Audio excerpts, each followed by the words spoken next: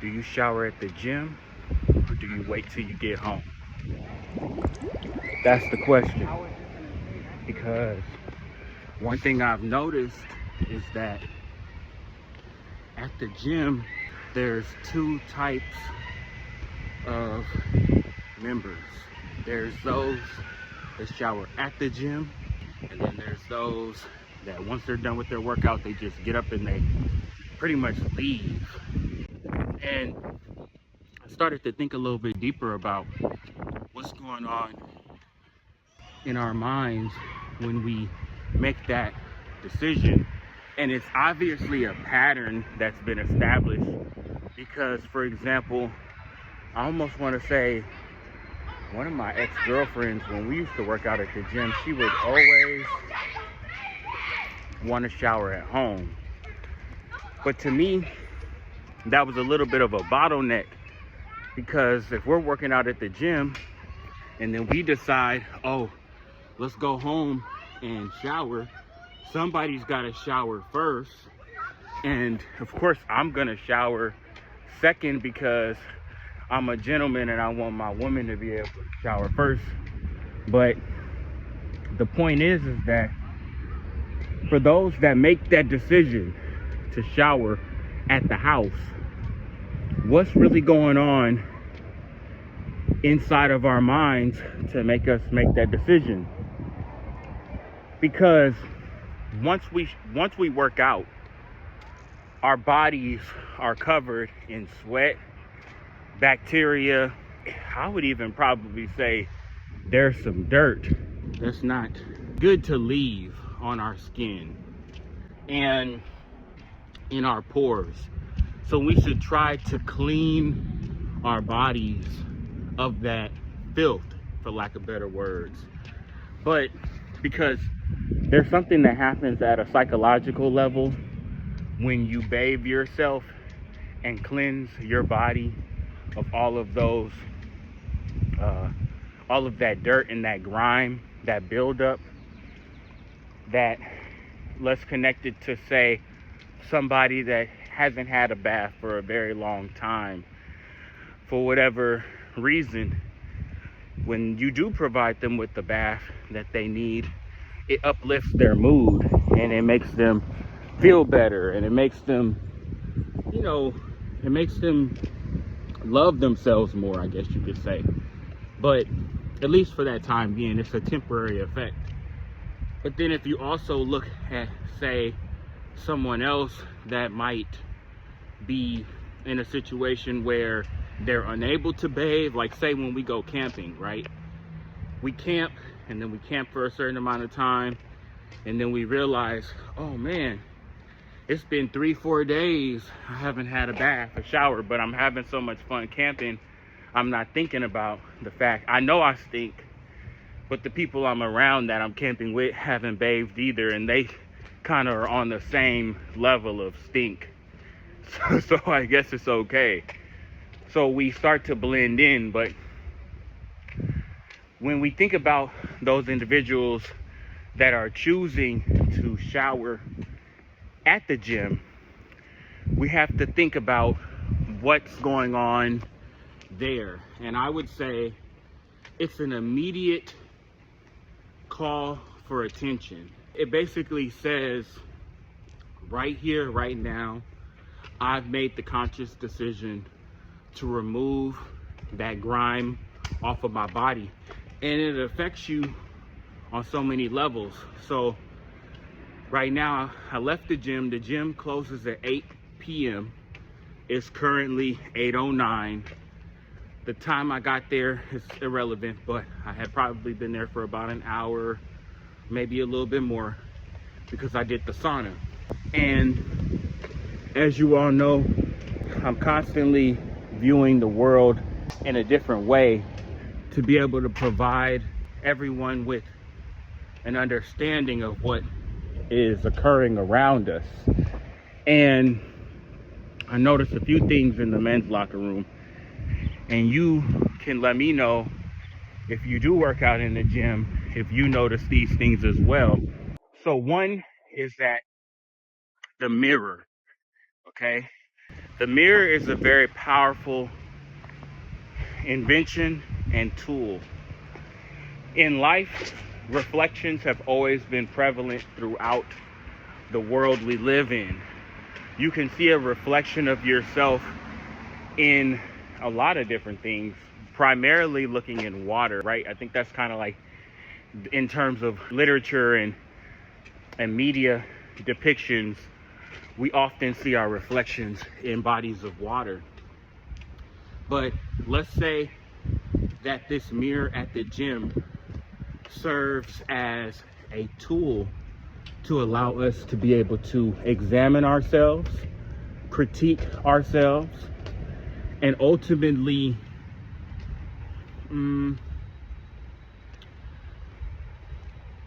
correct ourselves. So whenever I'm looking at myself in the mirror while I'm working out, I'm able to adjust my posture, I'm able to correct my form, I'm able to stay aware of the minor details that may be invisible or invisible to others, but I'm seeing them because I'm constantly looking for areas to improve. So let's say, for example, this situation that I noticed where a guy that's in great shape, not crazy, like bodybuilder, oh, like I'm fucking strong as hell, I could flick you and it would hurt type shit. But just kind of like, he was strong, he was lean, he was muscular, and in that sense, whoever were to evaluate his body would give him that title. But let's look at it like this. In the few seconds, maybe like 8 seconds, because it was noticeable within a couple seconds, but I'm just saying that I spent enough time to evaluate my surroundings to be able to get a clear explanation of what I was seeing. He was getting dressed. He had already been dressed. Let me be clear. We're not watching nobody while they naked. That's weird shit. But he had already been dressed. More or less, he might have been shirtless. But what was interesting was, as he was getting ready, he was constantly checking himself out in the mirror. In fact, he was standing in front of the mirror and getting dressed. But what that says to me is that I have a constant need for reassurance. And I'm going to tell you why I say that. Let's think about someone that knows what their body looks like. We spend enough time seeing ourselves in the mirror at home, in private spaces. So for us to consume our day and our time with looking in a mirror when we already know the reflection looking back at us is going to look the way that our internal memory has already registered, that says a lot about that individual. What it says is that, again, I need to be validated in life by others repetitiously. And if I'm not receiving that validation, I have to provide it to myself. I have to provide it to myself because, and that's healthy, but it might have spilled over into a more toxic form of validation. And the reason why it may have become a little bit toxic is, like, I mean, let's be real. You should be getting dressed during the locker room. You really shouldn't be spending too much time staring in the mirror. The mirror is a public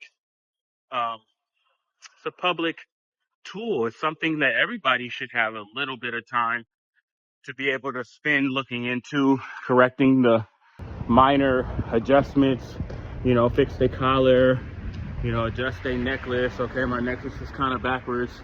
Let me put my necklace, front right, that type of stuff. So that's something that I noticed. What we often do is in life is we seek validation. And validation is such an interesting thing that we need, but we don't actually need. Does that make sense? Like, we need it, but we don't really need it. I think naturally we think we need it, but in actuality we don't, if that's the best way to phrase it. So when we are in a mindset in life where we feel as if we need to be validated, we need to step back, think more, and really make a conscious decision of if the validation that I'm seeking right here, right now, in this very moment is necessary. Because not everything in life is necessary in the moment. Sometimes it may be necessary in different parts of our lives, but constant validation is not a healthy trait to bring into relationships, regardless of if they're romantic or not. Okay? We don't want our family members seeking validation. We don't want to be that family member seeking validation from other family members. So that's what I noticed with subject A. Subject B was very interesting. It includes a person, but it also includes another object in our environment. So at the gym, there is a design of showers. Okay, stick with me here. Did you know that the showers at our gyms are designed in certain ways based off of personality types? I'm gonna tell you why. Everything in life has been designed based off of certain personality types, because we all bring specific personalities into this world, and it's almost literally impossible for us to disconnect from our personalities when we create and design things. So at the gym I'm at, there are 1, 2, 3, 4, 5, 6, 7 showers. Let's say 7 showers. All 6 showers are enclosed, private spaces where you can bathe. It's all typical stuff that you would imagine, nothing strange or off. But all 6 of them are covered with a frosted glass. A glass that's thick and frosted, so you can't see. You could technically see, but that's another story. Oh damn, look at that. We need some cheese. I'm trying to get that right. The 6 showers are frosted. You can see, I know y'all like, damn, where are you going with this? You can see, but you can't see. I know it's weird, but I'm just trying to give you an idea of the psychology of the person that put this together. You can see it's frosted. You can see silhouettes. Pause. I know it's crazy, but you can see silhouettes, but you can't see the person. It's a very strange psychological effect. But sometimes you have people watching you through the glass while you're showering. It's really crazy shit. I've just disconnected myself from it because we kind of have to like detach ourselves from what's going on, and we get desensitized as well. That's another thing. We do oftentimes get desensitized when we've been exposed to certain elements or environments repeatedly. But the 6 are frosted. There is a 7th, and the 7th one is very unique. Okay, the 7th one is it's in the far back, and there's no covering. There's no covering. Okay, all there is a plastic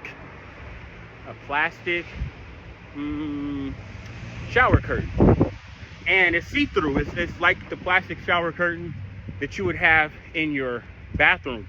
But what makes it different and interesting, though, and not so much interesting, but it's interesting from a third person perspective that I like to view the world in sometimes, because whoever built this one was doing it with the respect of anyone that has a disability, because it's like, what is it, like ordinance that you have to follow certain rules and have like a I forget what they call it, but it's just like disability type of showers, so that somebody that uses a wheelchair will be able to use the shower. But what makes it really interesting is this. So when the showers are backed up, because naturally there's not always somebody that uses a wheelchair or with the disability that uses that shower, it naturally ends up getting used by others. And at the end of the gym, 8 p.m., everybody was basically waiting in line for the shower. And there was one shower that was empty, and lo and behold, it was the 7th one. Now, to be clear, somebody left the shower, and I noticed there was 1, 2, 3, 4, maybe 4 people in front of me, all waiting for the next shower. Maybe a minute went by and I said, hold on, there's a shower open, I'm waiting in line, I'm ready to go, so let me check with them and see if anybody else wants to go, because they're waiting in line in front of me, right? That's the courteous way to handle this situation. When I spoke up, one of the guys in front of me, kind of like that effect in class where the teacher says, does anybody have any questions? And nobody's hands go up. But then all of a sudden you raise your hand, and then everybody else start raising their hand. It was that same similar type of effect that happened when I spoke up. And I just specifically said, do any of you guys want to go to the shower back there? And then the one guy was like, oh, basically like he would go. He was in front of me, I'll let him go. What that said to me is that this individual is the bravest individual of the pack, because he's willing to step into an area where he's going to be exposed. The reason why I say he's going to be exposed is because when you think about it, it's a clear shower, and there's going to be other people that are going to walk up to that shower. There's no barrier to protect them from seeing you. This is where it gets interesting, okay? When he's done showering, he comes out, and of course, the others have already specified they don't want to get into the shower. So I step in, okay? And once I step in, everything takes effect. Now, I have to think about a few things. Firstly, one thing, I've showered in that shower before, and I'm gonna be honest, it's a very vulnerable place to be in, because you're gonna be seen. That's just firstly foremost. Like I said, like, people walk up to the shower in order to be able to see who's in there, but I don't know, like, come on, like, you hear the shower running, and you can almost kind of see that there's somebody in there, but they still refuse to stop there. They want to damn near walk up and knock on the fucking door, so to speak, because they have to come up, and then they have to look, and then you have to look at them, and then you have to see that they're looking at you. So then you have to decide, do I want to wash my body to bathe myself facing front, or do I want to wash myself facing backwards? So you basically have to decide, do I want to face the water, or do I want the water to hit my back? Because if the water hits your back, then anybody that walks up sees your dick. And if the water hits your front, then anybody that walks up sees your ass. So you have to pick your poison and find out, do you want them to see your dick, or do you want them to see your ass? I know this shit's crazy. That's why I'm trying to tell you, whoever put this shit together had a different mind. So there's that. Also, get this. The shower that is the 7th shower, I'm holding up 2, but there's another hand of 5. The 7th shower is actually the shower head with the most pressure. There's technically another shower that's behind the frosted glass, and it has the most pressure, and everybody wants to use that one. But that one is not really worth mentioning in this moment because it doesn't have enough relevance to the topic we're discussing currently. You have to think of it this way. Whoever put that shower system together was thinking from a completely different standpoint than what most people think when they design things like that. Okay?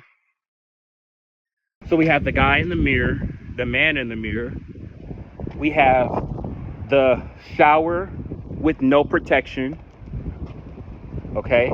The window, the shower is the window into your soul, basically. Because your most private parts will be exposed without your control. And then from there you have the others that decided they weren't brave enough to step into that zone outside of their comfort. So we have a lot of different minds at work and at play in this one small environment. And I think where I'm going with this is to say that those are some of the things that we see in everyday life and we experience. But because our mind is constantly moving at a rapid rate, we don't quite always notice them on such a granular level. And so when we are moving and we're doing these things, let's try to take notice and think more deeply about what we're seeing and what we're experiencing, and let's try to think about them from that stance that I'm thinking about them from.